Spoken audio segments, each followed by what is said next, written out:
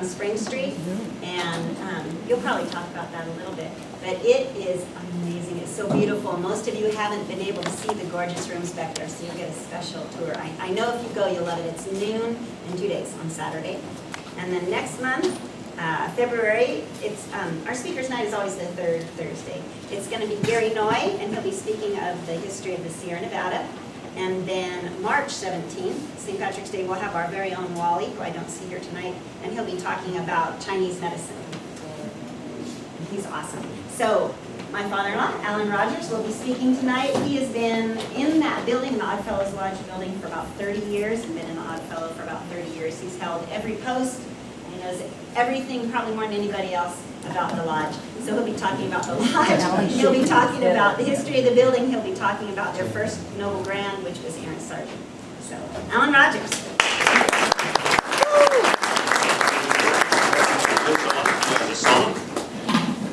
Well, thank you very much, Carolyn. It's nice to be here this evening. I'm dressed in my tuxedo because all the meetings that we have in the Grand Lodge and all the meetings for the installation officers, we all dress in tuxedos. And the ladies are usually in formal dresses. So the tradition goes back to the Europeans and the old days. We want to continue to evaluate or keep the tradition going. Carolyn asked me, and I said, gee, I don't know what to say about the Oddfellows, but I will talk about the individual who came here in 1853, and then from there I'm going to talk about our lodge. Aaron Sargent was 13 years old when he left his home. His father said it was fine, go on. And so he did. He took on an apprenticeship training as a printer. He took on apprenticeship training as a carpenter or a cabinet maker. And as he got working in the newspaper business, he went to Washington, D.C. And he was working in the newspaper business there, but he spent a lot of time in the Congressional Library, all the time that he could. Now, remember this, he had no formal education, none at all.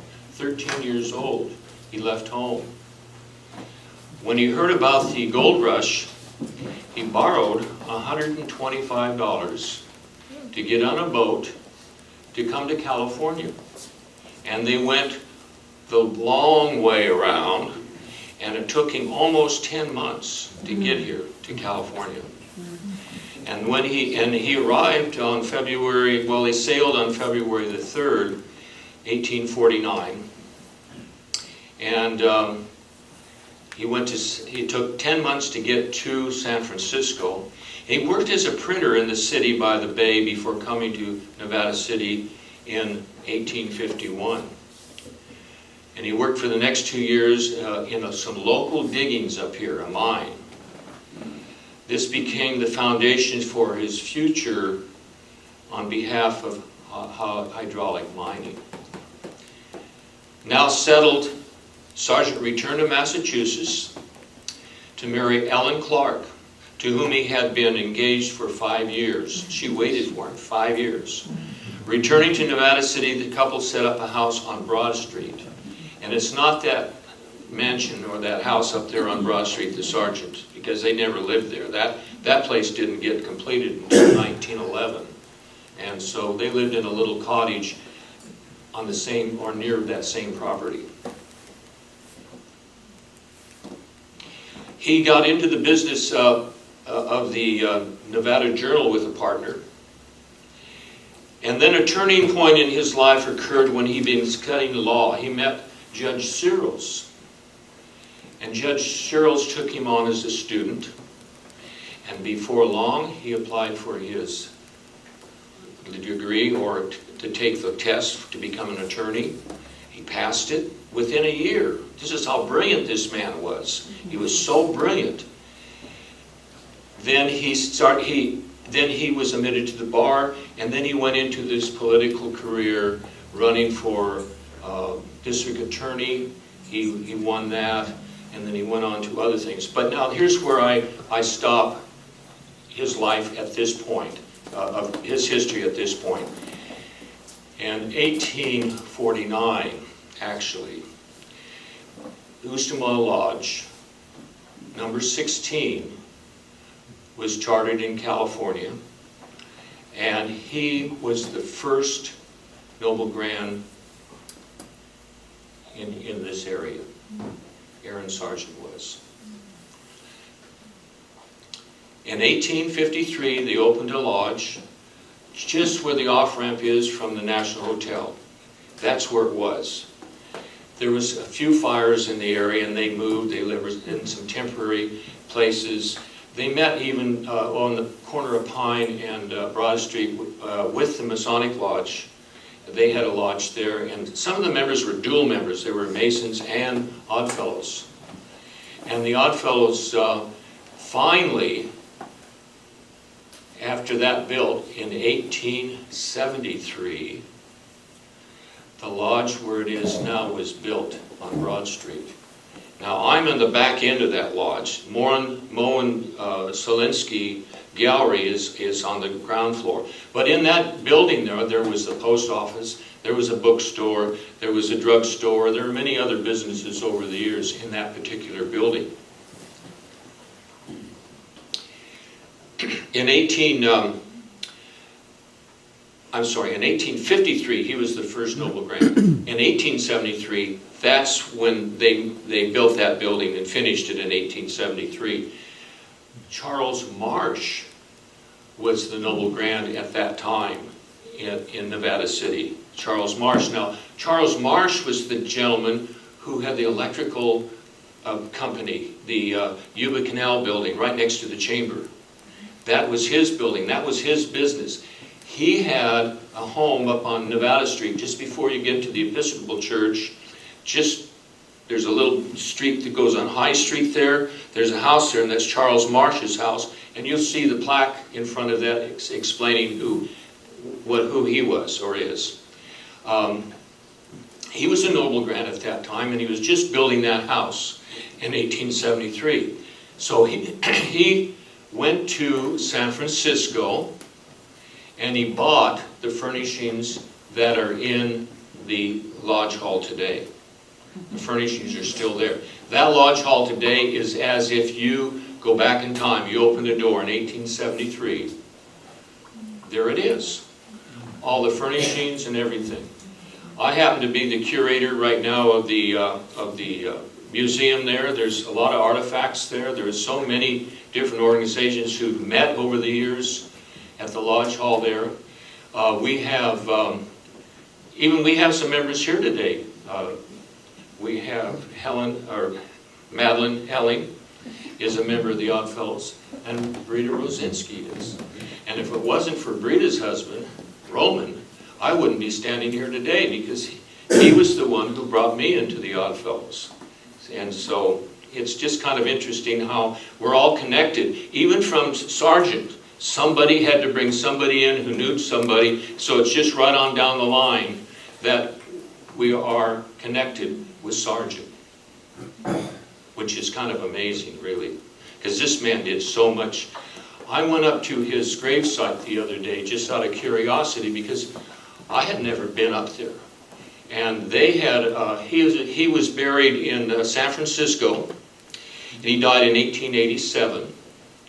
But when they were doing some work in San Francisco,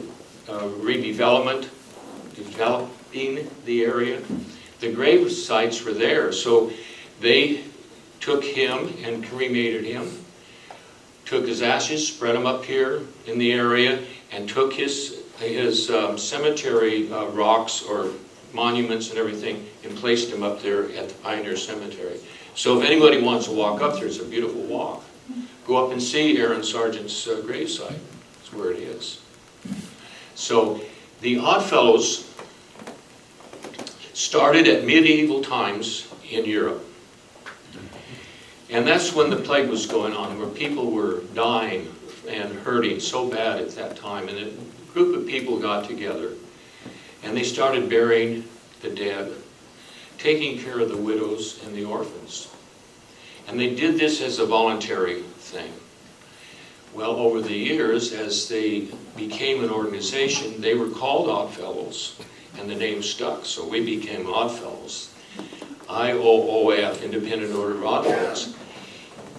And see, I have it written down. I can't remember dates and I can't remember names, and I don't know if you all are with me on that or not, but that's just how it is. I wrote some notes here about this. The first lodge was instituted in this country April the 26th, 1819, in Baltimore, from 5 men from England. And they got together and they said, we're Oddfellows, we're from England, let's start an organization here. Well, this was never an insurance program, but it was always a program where we always take care of our own. Even here, during the mining time, when miners needed help or people needed help, the Oddfellows would loan them money. They brought in the first medical crews here to help for injuries and so forth. The Oddfellows did. And we still are burying the dead and taking care of the widows and orphans today. We have an orphanages in California, and I think, I don't know for sure how many are throughout the United States, but they are there. We have rest homes for our people. We have Saratoga, one of the finest rest homes in California right now. And then we have some new ones that have just been built in the Napa area for our members. It is now an organization that is men and women, not just men. I think they found out that they couldn't live with or without. And so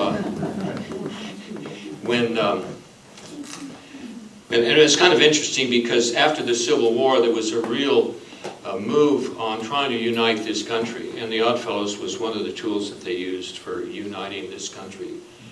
There's lodges throughout the nation, and you can go from one to another, and you're well accepted by all at that time. There's rest homes throughout the nation. In fact, I was given a book here not too long ago from a local Album of Oddfellows homes. And it's amazing. They're all over the country. I'll pass this on, and if you want to just kind of thumb through it while we're here, you may thumb through it. Now, I'm trying to get my thought here, but now I'll go back to Aaron. After he became a district attorney here, he ran for office again and became in the House of Representatives. And on his way to Washington, he traveled with a friend on the Central Pacific. And this friend, the pair, discussed building a transcontinental railroad, not a new idea, but Sargent pledged his support.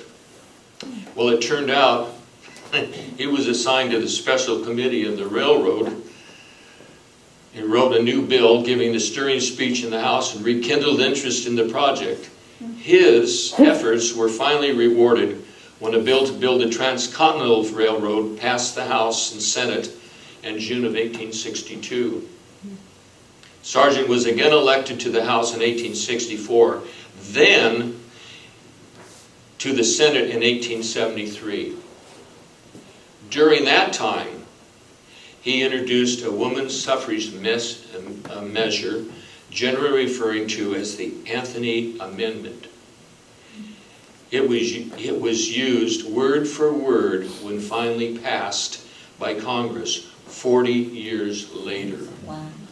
Many of the years after Sargent's death, he and his wife were close personal friends of Susan B. Anthony. So he was right there with the history of everything.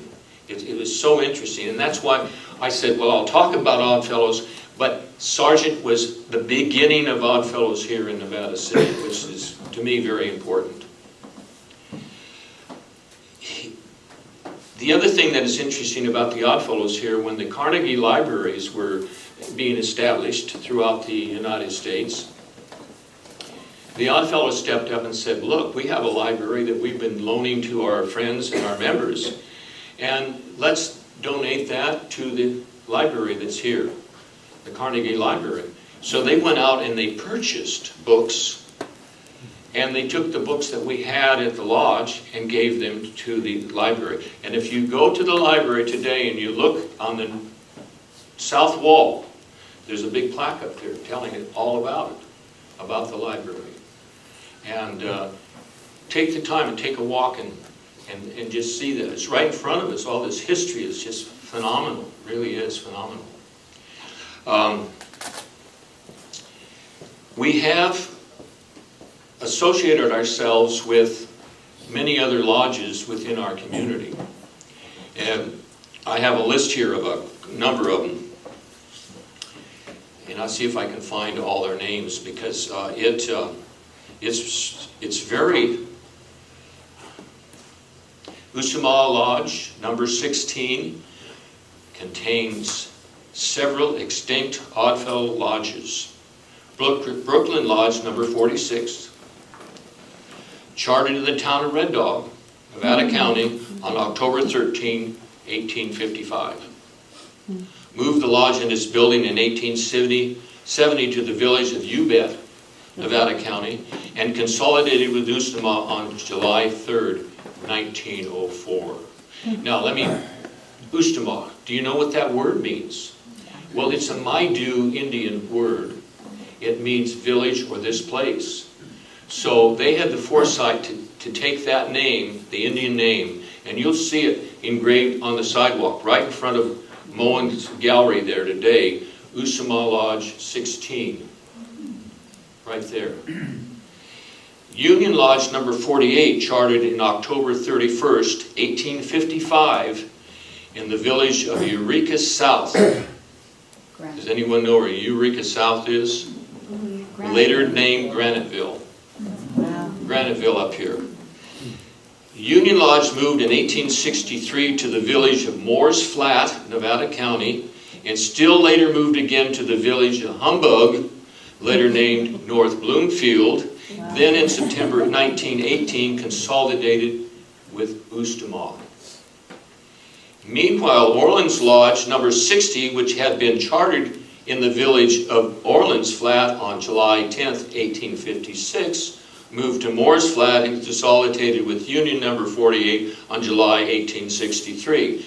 And then Samaritan Lodge number 126, chartered in the town of Washington, Nevada County on September 22nd, 1866, consolidated with Usamaw in 1920. So we have a lot of lodges here, and we have cemeteries. Like up in Graniteville, there was this big cemetery up there, and I got to tell you a story about that. And there's a cemetery in Red Dog. There's a cemetery up on Red Dog, I guess it is, Boulder Street. Two cemeteries up there, the old one and then the newer one that was started in the 20s, I believe, on the left going up. But I got to tell you the story about Graniteville. Up at Granite, and the reason I'm telling you this story is because just before my son died, he and the cemetery district worked together very hard to take all the cemeteries that were of Oddfellows and give them to the cemetery district, Nevada Cemetery District. Well, in the process of doing that, the cemetery district, they go in and they just really marvelously fix things well. Well, up in Graniteville, they had this Oddfellow cemetery there, but they had all these little graves outside the border of the cemetery. But there was never a designated border, but they were just out there.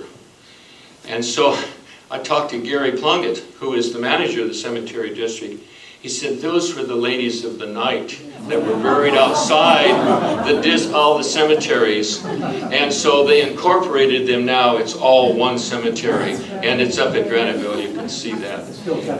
Yeah, so that's a pretty neat story about incorporating them in. The cemetery up on Boulder Street right now, or Red Dog, on the left is now called Deer Creek Cemetery, and they've just gone in there and renewed the property, took a lot of trees out, landscaped it, and now they have some crematory things up there for people who want to just put their remains in there. David Ray's, who is a fireman here in the area, his mother is up there now in that gravesite. So I just wanted to mention that because that's what we do. We take care of these necessaries. They did not have social programs like they have today in the United States. We took care of ourselves. And that's where we should be today, taking care of ourselves. So I won't get into that. I won't get into that. So is there any questions from the floor? Yes, Carolyn. Can you talk about the history of just the lodge itself, a little bit of, when it was built and the fires and stuff? Well yes. Ustimal Lodge, of course, was built in 1873, which we have use of now. And the building that I'm located in, the business that I have, is on Spring Street. That's a wooden structure. Well, where I'm located used to be the kitchen and the dining hall down below there. It was never used as a business until I came on the scene, and then turned that into a retail space. Upstairs now, up from me now, is the recreation hall and the kitchen and the dining hall. And that has usage daily. There's something going on there all the time. Sierra College has their dance classes, and another dance group works there. We have concerts going on, recitals, meetings. It's used, the calendar is pretty full upstairs there. And then our formal temple lodge is on the Broad Street side, and that's where all the artifacts are. Because what we didn't have all these artifacts in 1873. In 1853, we lost everything on the fires. So all these other lodges who came and incorporated with us brought their goodies, and we have all types of costumes, swords, and you'll see it if you come Saturday. You'll see all that good stuff.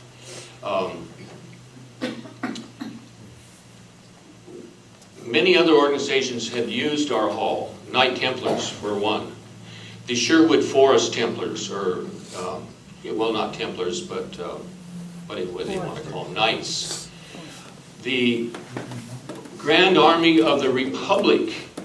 Now we have swords and things up there, and that's before the Civil War. Before the Civil War.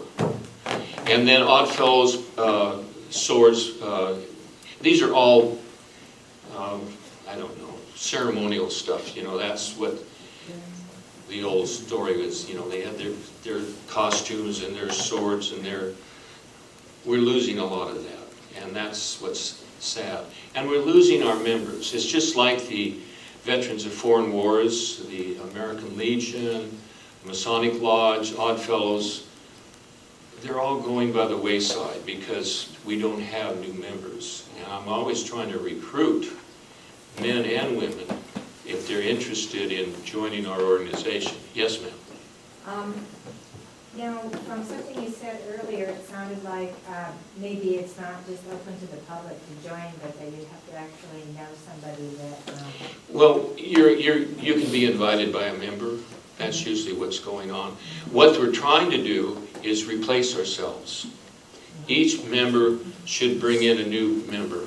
But that doesn't happen always. And that's not happened all these years.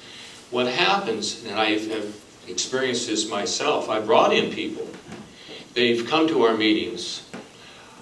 They're bored. Well, what do you do at the meeting?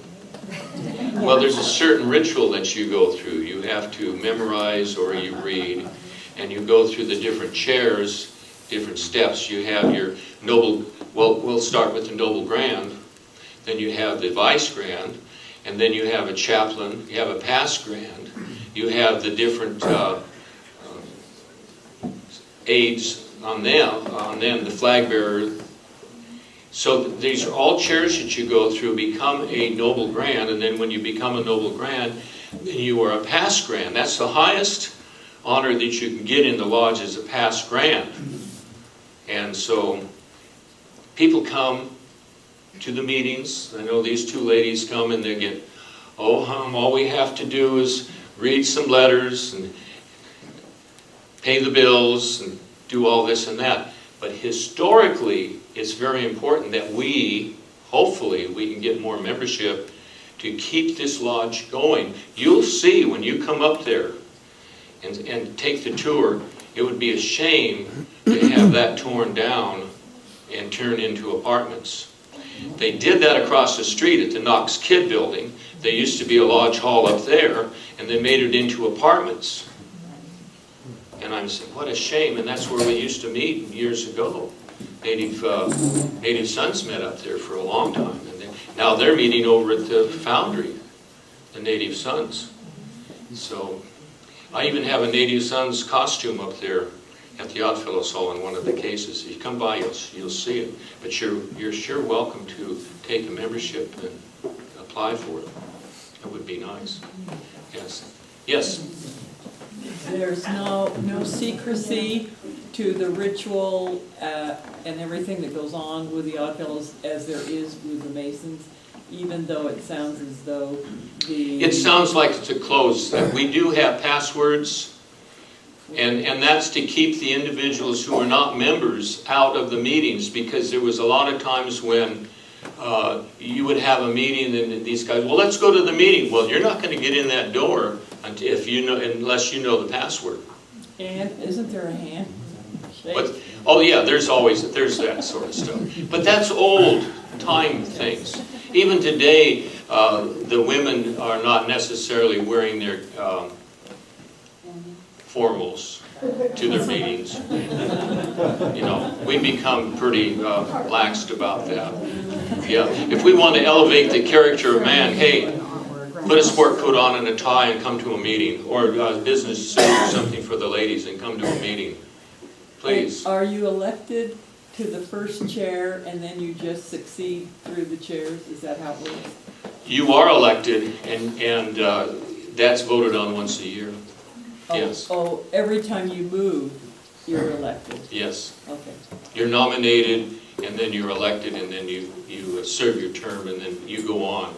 Whatever office is open. But there are some offices, what happens, you become for life. You know, it's like any other organization, you know, like if you're the treasurer, well, nobody else wants to be the treasurer, so you got the job for life. Or if you're the secretary, well, you got the job for life. You know, it's just one of those things. Now, I've been a Noble Grand for many, many years, off and on. Right now, I'm not serving as Noble Grand, but I am Noble Grand elect. So you don't, what I'm thinking of, remembering how things work in the Masonic Lodge, you're elected to the first position, and then each year you go to the next. It's not a set rule. Okay. If there's an opening as the right conductor or the conductor, and somebody wants to take it, you got it. Okay. Or if you're the warden, you got it. Yeah. And you might have it in a few years. Yes, over here. Were women always in the office? No, they were not. It was only men. And when President Grant was in office, Schuyler Colfax was the vice president. And he wrote the Rebecca degrees. And because they knew they had to have women within the organization to be able to survive. The Rebecca degree is a beautiful degree. We have lost our Rebeccas here in Nevada City because there were no and well, not enough women who were interested. We were having night meetings, and they were getting older, and they said, well, we can't go at night. We have had day meetings early. Oh, I don't feel up to it. And so that happened. I am a Rebecca myself, and I belong to the Dutch Flat Lodge. I'm a Rebecca in Lodge. And I'm a past Noble Grand of the Rebeccas here. I've served as the Noble Grand. But I want to read you a couple of things, and then I'm going to call it close to an end here. The Rebecca degree, and this is the Rebecca Creed, and it's beautiful, just beautiful. By the way, Charlotte Colfax, the town of Colfax was named after him. There's a plaque over there about him. And he also did the liturgy for all the Granges in California, or the Granges, wherever they are. He was the one who wrote all that for the Granges. But here, he didn't write this, and I do not know who the author of this is, but this is said in every meeting for the Rebeccas. I am a Rebecca. I believe in the fatherhood of God, the brotherhood of man, and the sisterhood of women. I believe in the watchwords of our order: friendship, love, and truth. Friendship is like a golden chain that ties our hearts together. Love is one of the most precious gifts. The more you give, the more you receive. Truth is the standard by which we value people. It is the foundation of our society. I believe that my main concern should be my God, my family, and my friends. Then I should reach out to my community and the world, for in God's eyes, we are all brothers and sisters. I am a Rebecca. Now, that's a beautiful thing. And I also want to point out, we also have an open Bible in our lodge every time there's a meeting. And there's always a prayer said. And one of the qualifications of being a Rebecca or an Oddfellow is that you believe in a supreme being. Not that you're of a certain religion. The three links: friendship, love, and truth.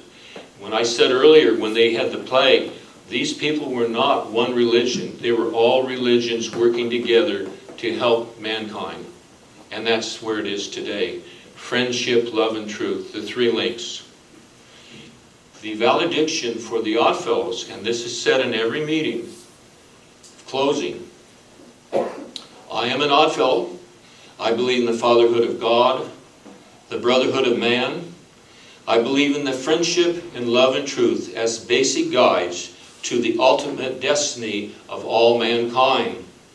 I believe my home, my church or temple, my lodge, and my community deserve my best work, my modest pride, my earnest faith, and my deepest loyalty as I perform my duty to visit the sick, relieve the distress, bury the dead, and educate the orphan, and as I work with others to build a better world in spirit and in truth.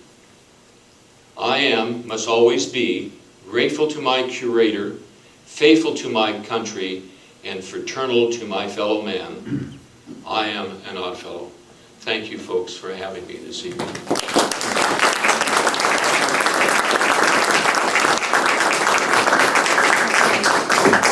Allan?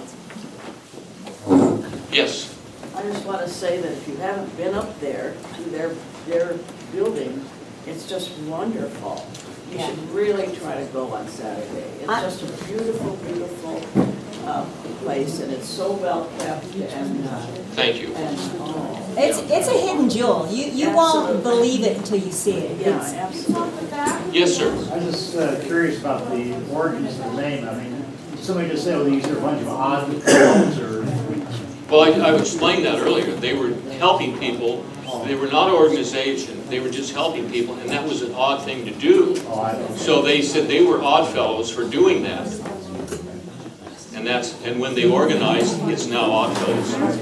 Oddfellows is all through Europe, and they still maintain their lodges, and we're all welcome to attend their meetings. Yes. Any other questions?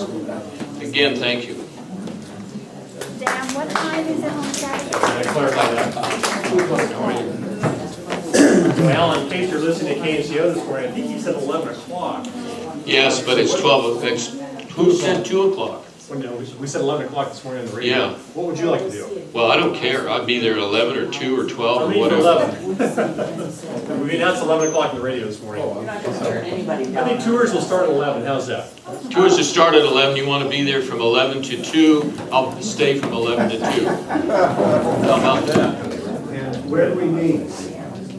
In the location of the I think if lodges? you come over to Spring Street, with Rogers Picture Framing, which I'll give you myself a plug, that's my business. Right upstairs, there's a doorway. I'll have the door open and you just come on up. Yeah. You will not regret it coming. Even the kids, the grandkids love going. But what time are you going to be available? Noon. Okay. See you at noon. So Allan kind of whet our appetite for more information about Aaron Sargent perhaps, because he just really touched on a little bit of Aaron Sargent. And perhaps you've heard in past meetings, the Cyril's Historical Library has been a recipient of many of the manuscripts and writings from Aaron. And Rita has been one of our key volunteers that's been helping us process that information, and she did write a fabulous article in this most recent bulletin. Now, if you're a member of the society, you're already getting this in the mail, so you know what I'm talking about. If you'd like to know more about Aaron Sargent, please avail yourself of a copy in the back of the room, and perhaps consider being a member as well. You get this the bulletin every quarterly in the mail, which is a nice thing. Now, Brita, this is volume number 1 on Aaron. There's another volume coming. Could you share with us a little bit about what you're working on right now about Aaron's information? Well, there's so much information to put together. Dave Comstock is editor of the bulletin, and he said, well, we'll have to make more than one because there's too much here. So volume 1 is out, and volume 2, I don't think you'll go as far as volume 3, although there's plenty of information. I just stuck with Aaron's life. I did not go into his wife and his association with Susan B. Anthony, but we do have a lot of correspondence from Susan B. She always wrote with a pencil. That was one, she wasn't a very good speller. For people who are interested in old documents, we do have, as I think I put in the bulletin, a letter from the King of Hawaii. We have condolence cards when he died from U.S. Grant, from Anybody that was anybody. anybody that was anybody in those days. And one of the recommendations for his being appointed as either Secretary of the Interior or as Minister to Germany was made by General Fremont, John C. Fremont. He was the commander of the American people living in Arizona, in the territory of Arizona. And we have a couple of letters from him, letters from President Garfield. And it's been very interesting to go through all these things. We have over 1,400 documents that we have cataloged and put in what we call the Sargent collection. Anybody have any questions? I was very fortunate to go into the library, and Rita showed me all these letters. In fact, she let me have some of the letters to take home and study. Speeches. No, pieces of the speeches and so forth. I could not, I was going to try to run one of his speeches by to you tonight, but I could not do it because my language is not the same as his. It's still English, but the way it's worded, it's different. So it was a real pleasure to see those letters and to work with you. Thank you. We have the very first thing that I was shown was a speech by Aaron Sargent that he made in April in 1878, I think, on the 25th anniversary of Uchtama Lodge. And it was about 22 or 3 pages long, handwritten. And I got so, well, first of all, I couldn't read the handwriting at all. But I got so that I could read it because he made funny E's and funny R's and things. And I got so I could read his handwriting pretty well. And then in going through all this correspondence, I found a speech that he made, which was very short, following a banquet which was given for him by the citizens of San Francisco before he left to accept his first senator job.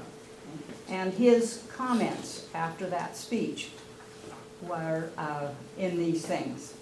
And another speech that was there was one that he gave in French, which he taught himself,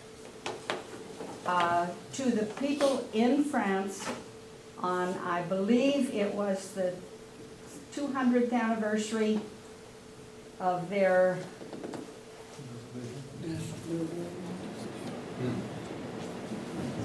bombing something or other. Bastille Day, that's it. Words escape me because I have senior moments oftener and oftener.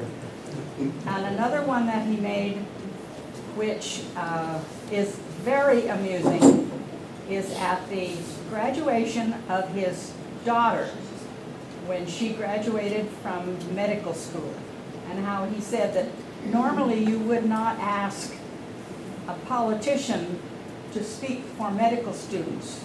You'd ask another doctor or something, and he compared that. And his speeches were long, but very interesting to read. And for an uneducated man, that wasn't easy. For an uneducated We man. have some questions Yeah. here. No form. Rita, question? My question is, if the house that's here, that has his name on it, he never lived there, how did I get his name? How did the No. Aaron Sargent house Yeah. No, get he named? left Nevada City about 1861 or 2. But he had it built before he left, or No, he no. intended That to was The live house there? is up there now, he had nothing to do with. Oh, he had nothing to do with it. As near as we can figure, his house, and the picture of his house is on this bulletin, it faced Bennett Street. I see. And he built a second house on the lower part of that lot, which he designated as, he would rent to the minister of the Methodist Church as a parsonage. So the bed and breakfast that's the parsonage was not the parsonage. So that lot was a big lot, and it had 2 houses. We don't know how I got the name Sargent House. Well, he Pardon may me, have owned, excuse me. may have owned that property at one point in time. A lot. The property was all one parcel at Yeah. one time, so Aaron Sargent owned the land, not It's a his land. Yeah. Madeline? It might be interesting, who all is left from the sergeants. You all deal with the sergeant descendants, Oh, the heirs. the Sergeant heirs. I mean, I heirs. thought that might be kind of interesting to know they're around. 3 great-grandchildren of Aaron Sargent's gave us the collection that we have now, the 1,451 documents and 52 photographs. They are Bill Sargent, he's retired Air Force, lives in Galveston. He was concerned about possibility of his share of the documents being destroyed by a hurricane similar to Katrina, and he was looking for a safe place for them. Came here one summer in his RV with the family and decided this was the place. He convinced his sister Jan and her husband David Lamphere to provide the share of the collection they had. And then they both attacked the brother John. And John finally got him out of the storage shed he had him in Orinda and got them to us. So they're there, they're available for the public to handle and to look at, research, and we'll be glad to show them anytime. That we recently reacquired, is that a good term? Additional manuscripts, and Rita's working on that presently. Can you tell us anything about that? Oh, these are, excuse me, Cyril's family. Cyril's Cyril's, family. I'm sorry. They're Cyril's family and I don't know Marilyn mine. I'm sorry, different Historic Different figure. group. Different About group. 700 documents.